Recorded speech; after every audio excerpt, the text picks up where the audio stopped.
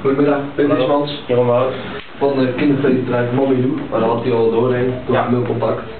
Klopt, inderdaad. Nou, wij willen inderdaad graag een buurtfeest gaan organiseren. Ja. En daar hebben wij u voor nodig. Ja, heel fijn dat u met ons contact hebt willen opnemen. Wij zijn natuurlijk, ja, die heeft ons via gehoord in Brabant, Tilburg en omstreken, Breda, Zertogenbos. Dus toen Eindhoven wel dachten we, ja, dat is de kant die we nog niet hebben.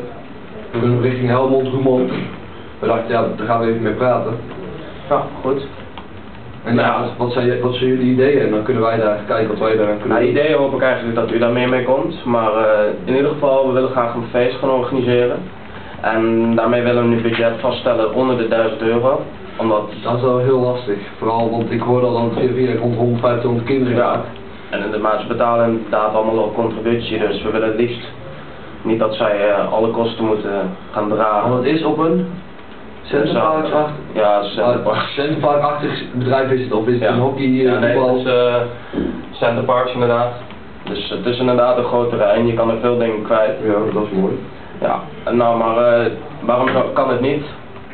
Waarom kan het niet? Ja, onder de... Luister, de standaard kosten liggen meestal rond de 1200, 1500 euro. Ja. Dan heb je een professionele clown, ik weet niet hoeveel circus Rensel zegt. Het grootste circus dat er rond Nederland trekt, en dat mini-clowntje. Ja. Die ken ik al heel lang. Ja. En die komt bij grote feesten komt er eigenlijk altijd. Dat kost al veel geld. Dan hebben we springkussens, we hebben zorgen voor catering voor die kleine kinderen. We hebben spelers die zich gericht zijn op het evenement, dus dan moeten we kijken wat voor thema jullie willen. Ja, dat weet ik nou nog niet, maar daar hebben we een heel draaiboek voor. We hebben standaard al vrijwilligers. Ja. Daar zijn er wel bij moeten komen als je zoveel man hebt. Maar die hebben standaard wel een deel. Dat is ook heel fijn. Ja, nou goed dat u dat allemaal geregeld heeft. Alleen het probleem is, wij willen het eigenlijk heel anders gaan doen. Wij willen niet met springkussens werken. Nee. Wij willen juist iets leuks, iets verrassends, iets anders voor de kinderen. Want elke keer springkussens, want u zei ik gewoon, dat is een beetje... Ja, een beetje lastig. Maar ik heb niet de enige ideeën die ervoor we hebben een draaiboek, maar wat is het thema? Want meestal wel het laatst hadden we een hockey-evenement moeten organiseren en het thema ging over het WK. Dus van elk land hebben wij een thema gepakt, een spelletje bijvoorbeeld uit Japan of uit Australië. Dat hebben we allemaal, maar als we geen thema hebben, het thema willen we diep op inspelen. Ja, nou ja, het speelt zich af in Centerpark zoals u weet, dus misschien met vakantie, misschien met het strand, lijkt me wel leuk. Ja, maar hoe oud zijn de kinderen? Want een zwembad erbij, in de Centerpark, zijn de kinderen, kunnen ze allemaal zwemmen? Ja, gedeelte niet, gedeelte wel, dus dan moeten we nog... Dus daar moet je dus eigenlijk ook een...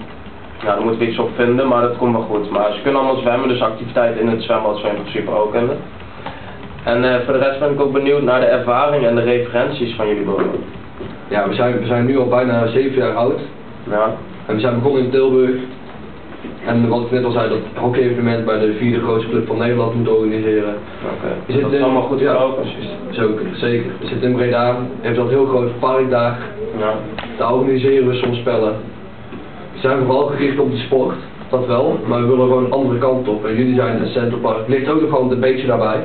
Ja, en het leuk dat wij ook weer net iets anders willen. Soms hebben we ook een grote kinderfeest voor een bedrijf, dat daar de kinderen die nemen we mee naar een Dippy Doo of wat ook. Dat is dan heel simpel. Ja. Maar we hebben ook, ja, dat is gewoon op een heel groot bedrijfsterrein met al die bedrijven daaromheen. Ja. Daarvan de kinderen komen dan in zo'n. Nou, aangezien het voor meerdere jaren is, hopen wij ook eigenlijk dat jullie een soort formule voor het feest hebben. Ja. Een idee hoe jullie het feest willen gaan organiseren. En dat je dan niet elk jaar alles moet veranderen, laten we zeggen, zodat je een beetje vastigheid houdt. Dat is fijn om te horen. Dus een soort, je ziet ons een samenwerkend verband voor een paar jaar. Ja. Hopelijk vele jaren. Ja, 5 jaar ongeveer. Okay. Maar helaas beoordelen we wel pas na het eerste feest, dus we hopen dat het goed gaat. En helaas moeten we dan wel over het budget gaan hebben weer. Ja, ik snap het. Ja. Want hoeveel denk